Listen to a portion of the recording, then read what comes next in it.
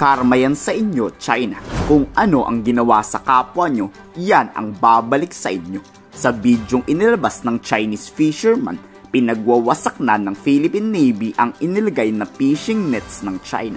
Tinatayang nasa 2,000 metrong fishing nets ang sinira ng ating kasundaluhan. Sobrang haba kaya nun.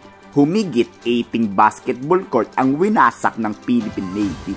Umiiyak tuloy yung peking Chinese fisherman.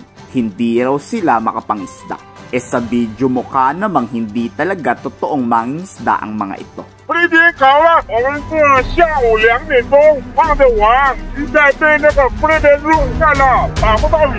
Sinungaling niyang mga Chinese. Ang tunay daw na dahilan bakit may fishing nets dyan ay para sirain ang propeller ng barko o bangka ng Philippine Navy. Di daw totoo na mga mangingisda ang gumamit dyan. At andyan yan para pigilan at harangin ang barkong papasok sa BRP Sierra Madre. Huli raw sa akto noong di daw mangingisdang Chinese ang naglagay nito, kundi China Coast Guard ang naaktohang nagkakabit ng fishing nets. It's our legitimate right to do so because it's impeding normal military procedure. Those fishing nets are not there to catch fish, they're there of course to obstruct the legitimate operation of the Philippine Navy and Philippine Coast Guard in delivering supplies to our personnel on board the BRP Sierra Madre. It's not been installed there by the Chinese fisher folks. They're installed there by the Chinese Coast Guard to impede a normal routine naval and in fact even humanitarian operation. Pahiyang-pahiya raw ang China kay Pangulong Marcos.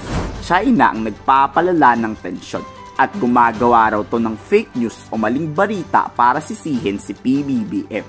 Wala na kayong magagawa, China. Sirang-sira na kayo sa buong mundo. Alam na ng lahat kung gaano kabaho ang tunay na pangit na pag-uugali nyo. They're reacting to the speech delivered by the President. They accuse us of hyping the tension in the South China Sea. So they're trying to basically distract the narrative, the discourse, and basically telling the world we are the one that's triggering the tension. Dahil sa lumalalang tensyon, magde-deploy na rin ang US Coast Guard ng kanilang barko sa West Philippine Sea. Pati ang Japanese Coast Guard ipapadala rin ang kanilang mga barko.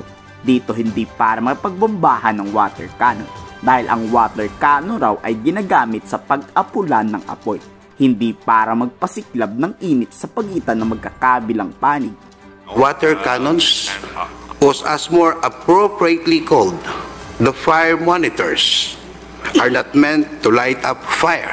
They are there to save lives and properties from fire, or simply to put out fire, never to hose down the weaker ones to pieces to start the fire.